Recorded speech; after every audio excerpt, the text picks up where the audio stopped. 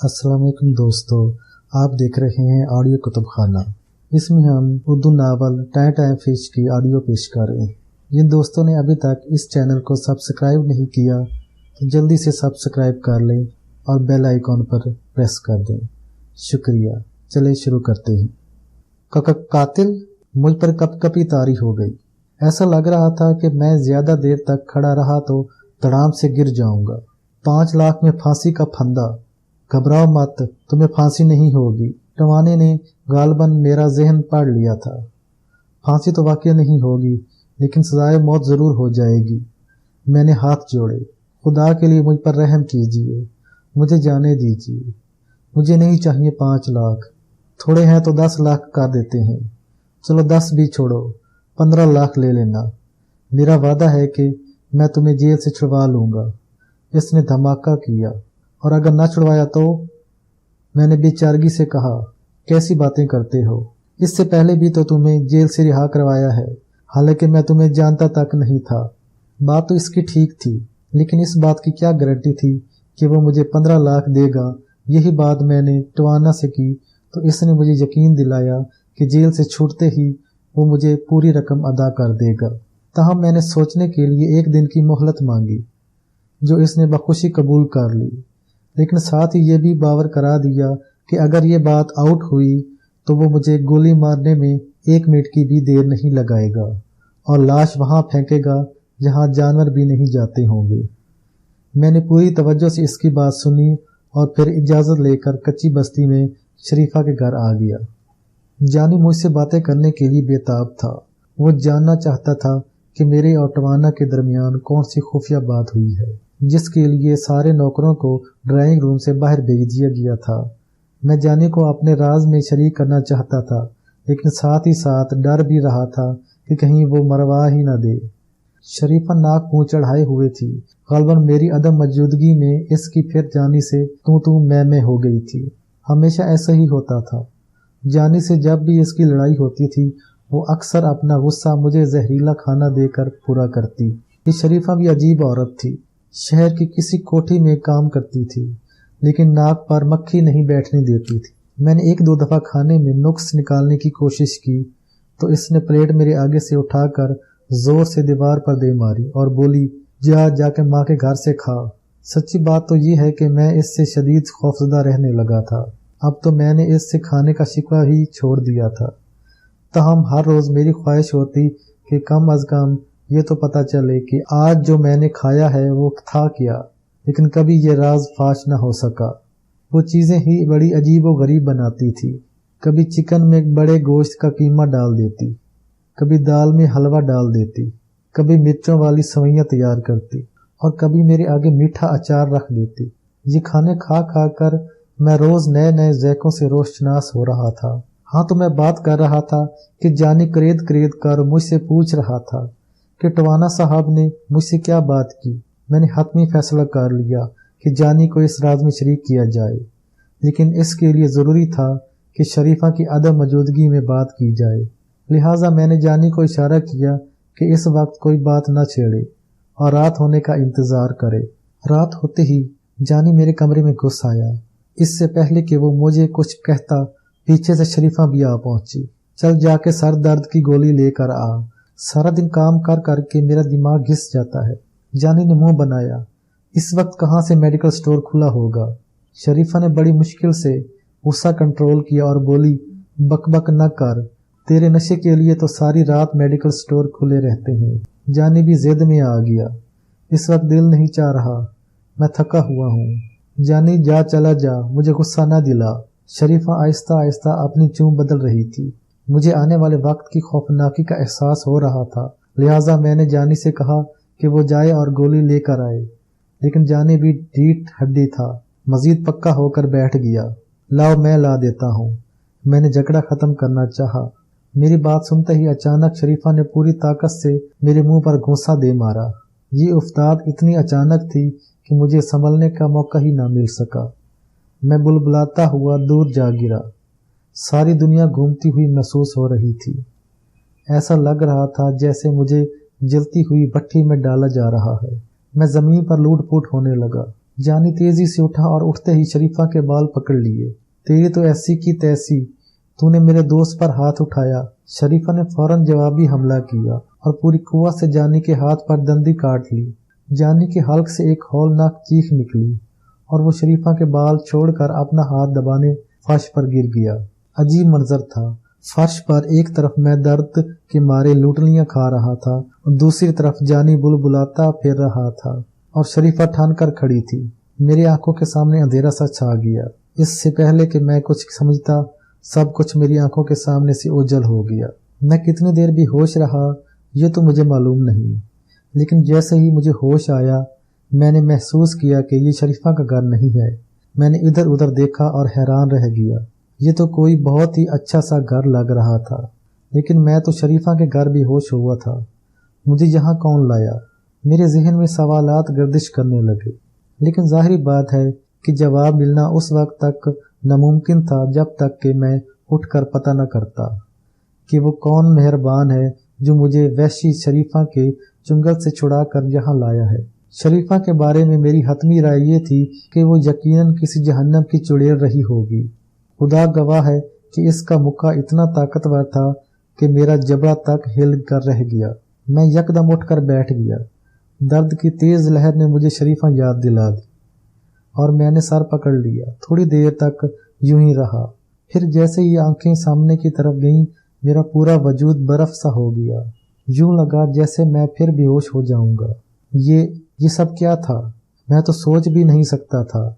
सामने इंतहाई हैरत अंगेज और नाकाबिले यकीन मंजर था। मेरे बिल्कुल सामने कुर्सी पर फहमी बैठी खामोशी से मुझे घूर रही थी। मैं थर थर कांपने लगा। कमरे में हमारे अलावा और कोई नहीं था। दरवाज़ा भी लॉक नहीं था।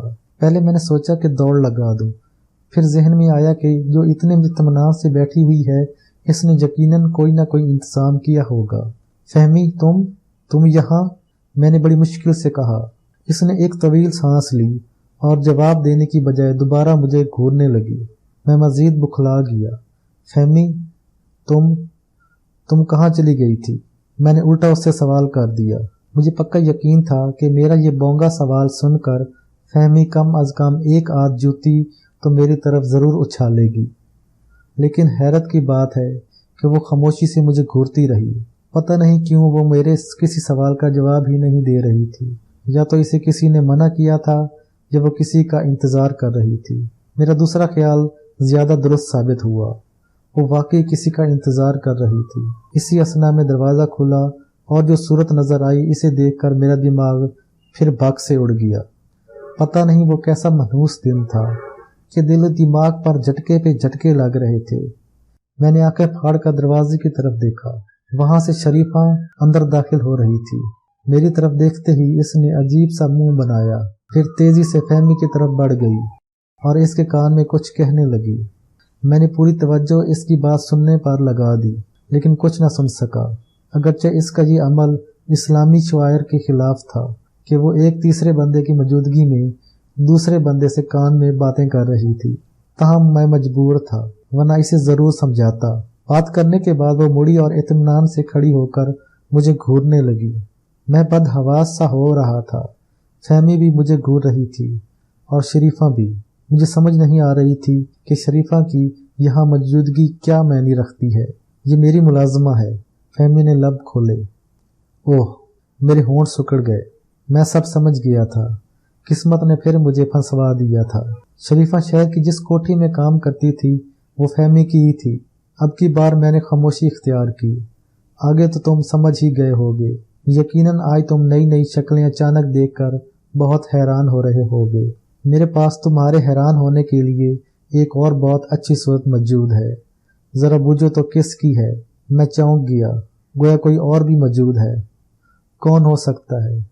मैंने तबीयत के बरखिलाफ जहन पर जोर दिया। यकीनन जानी ही हो सकता है। शरीफा के साथ मिलकर वही मेरा सही कबाड़ा कर सकता था। तहम मैंने अपना राज फहमी पर जाहिर नहीं किया। अगर कहो तो बुलाऊं? फहमी ने मेरी राय ली। मैं बेबसी से इधर उधर देखने लगा। पता नहीं अब वो किसको बुलाने लगी थी। आ जाएं, इसने इत्मीनान से कहा और दरवाज़ा आहिस्ता से खुला। मैंने आने वाले को देखा और फौरी तौर पर बेहोश होने की तैयारी करने लगा। दरवाजे में से थानेदार अंदर दाखिल हो रहा था। ये लीजिए, ये रहा आपका मुल्जिम, बड़ी मुश्किल से काबू आया है। फहमी खड़ी हो गई। मुझ पर नजर पड़ते ही थानेदार की आंखों में चमक उभर आई। इसने होठों पर जबान फेरी और मेरी तरफ बढ़ा। गिरफ्तारी मुबारक हो कमीने, इसने डंडे से मेरी थोड़ी ऊपर करते हुए कहा। सेम टू यू, मैंने मुहज्जब अंदाज में कहा। मेरी बात सुनते ही थानेदार की आंखें सुर्ख हो गईं। मैडम, अब मैं इसके साथ जो मर्जी सलूक करूं, आपने दरमियान में नहीं बोलना। फहमी हंसी। हाँ हाँ, जो चाहे कीजिए, बस इतना जहन में रखिए कि इसे मरना नहीं चाहिए। नहीं मरता, नहीं मरता।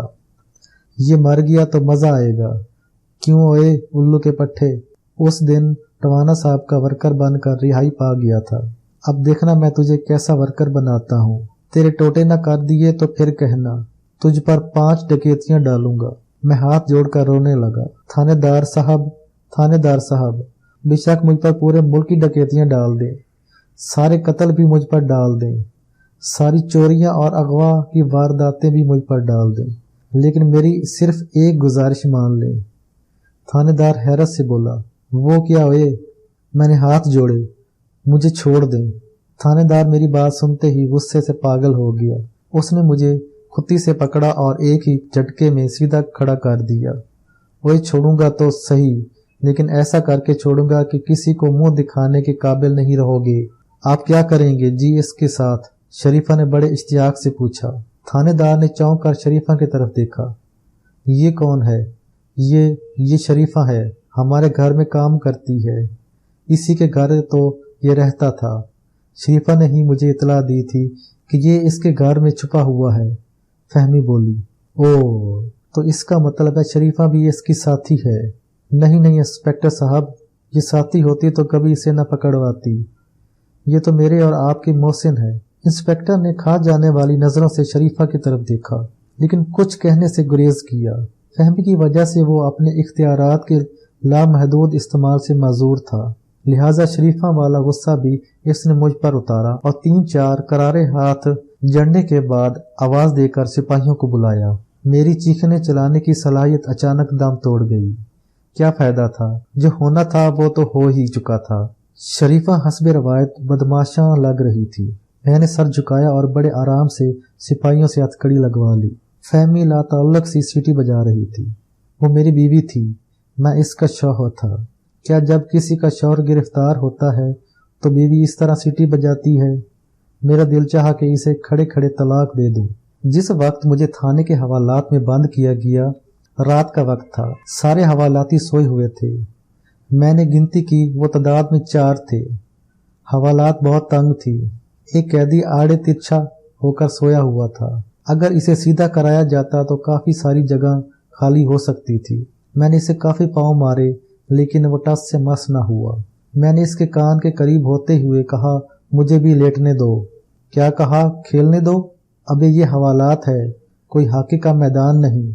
जवाब में एक मानूस सी आवाज आई। मैं चौंक उठा और गौर करने लगा कि ये आवाज मैंने कहाँ सुनी है, और इसी लम्हे मेरे दिमाग में एक झपक्का सा हुआ और मैं हवालाती से लिपट गया।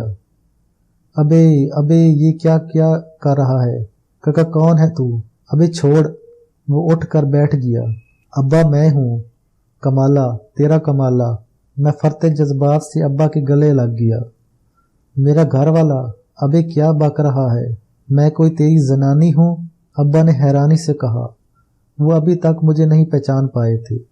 मैंने रोशनी में आते हुए इनकी तरफ चेहरा किया और अब्बा यूं उछले जैसे इन्हें किसी कीड़े ने काट लिया हो। काका कमाले तू? हाँ अब्बा, मैं तेरा कमाला, जिसे सारे खोते का पुत्र कहते हैं। ओए कमालिया। अब्बा भी मुझसे लिपट गए। हमारी आवाजें सुनकर पहरेदार तेजी से इधर लपका। ओए कौन शोर कर रहा है? मैं और अब्बा तेजी से दुबक गए और नीचे लेट गए।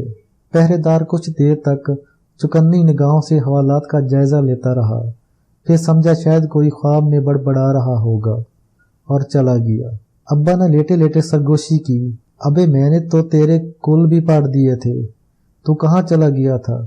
मैंने दबी दबी आवाज में कहा। अब्बा मेरी छोड़, ये बता तू कैसे यहाँ आया? अब्बा को मेरी बात फिर अधूरी सुनाई दी।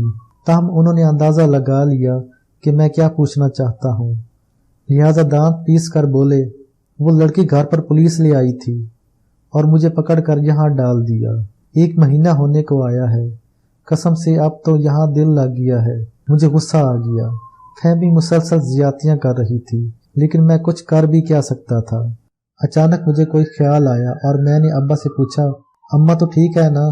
अब्बा ने बुरा सा मुंह बनाया।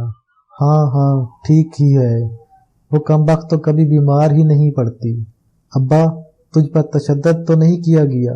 क्या कहा? तहज्जुद? अबे थाने में कहाँ से तहज्जुद पढ़ सकता हूँ, कुछ अक्ल की बात किया कर। मैंने दांत पीसे और खामोश हो गया। फहमी ने ताकतवर होने का सबूत दे दिया था और मैं यकीन से कह सकता था कि अब न सिर्फ मुझे इसे तलाक देना पड़नी थी, बल्कि पता नहीं वो बाद में इंतकाम भी किस तरीके से ले। मुझे खुद पर गुस्सा आने लगा। खा मखा बैठे बिठाए मुसीबतें मोल लिए जा रहा था। क्या हर्ज था अगर फहमी को तलाक दे देता और इत्मीनान से अपने घर चला जाता। बाज़ औक़ात इंसान अपने तय जितने भी अच्छे फैसले करता है वो इसके लिए मुसीबत बन जाते हैं। कमाले 5 लाख कहाँ हैं? अब्बा ने मुकम्मल राजदारी से इधर उधर देखते हुए पूछा और बेइख्तियार मेरी आह निकल गई। अब्बा सारे वाक़े से बेखबर थे और अब तक यही समझ रहे थे कि मैं फहमी से 5 लाख वसूल कर चुका हूँ। अबे बताता नहीं, रकम किधर है? उन्होंने बेचैनी से पूछा। अब्बा रकम नहीं मिली। मैंने अपने आते हुए आंसू जब्त किए। हैरत अंगेज तौर पर अब्बा को मेरा पूरा जुमला समझ आ गया। वो बुरी तरह चौंके। क्या मतलब? अबे रकम वो 5 लाख? हाँ अब्बा वो नहीं मिले। क्यों? उन्होंने दायां कान बिल्कुल मेरे मुंह के करीब कर लिया। वो इसलिए कि मैंने अभी तक फहमी को तलाक नहीं दी। अबे यानी कि तूने इससे निकाह पढ़वा लिया था और वो तेरी बीवी है? अबे सच कह रहा है? अब्बा का चेहरा चमकने लगा था और मैं मजीद बुझने लगा था। ऐसी बीवी से तो बेहतर है बंदा घर में बकरी ले आए, कम अज कम दूध तो मिलता रहता है। हाँ अब्बा वो मेरी बीवी है। मैंने करवट बदली और फिर गुजरे हुए तमाम वाक़यात अब्बा को मनोअन बयान कर दिए। अब्बा ने कान मेरे करीब कर रखे थे और आंखें फाड़ कर मेरी कहानी सुन रहे थे। पूरी बात सुनते ही इसकी आंखों में शोले रक्स करने लगे। अबे उसकी क्या मजाल कि वो तुझे खामिद ना तस्लीम करे। मैं कल ही थानेदार से बात करता हूँ। अब्बा ने ऐसे कहा जैसे थानेदार इनका मातहत हो। नहीं अब्बा, अभी ये बात किसी से भी नहीं करनी, वरना रही सही बाजी भी हाथ से निकल जाएगी और हम हाथ मलते ही रह जाएंगे। बाल मलते रह जाएंगे? लेकिन क्यों? ये बाल दरमियान में कहाँ से आ गए? वो चौंके और मैंने खामोशी इख्तियार कर ली।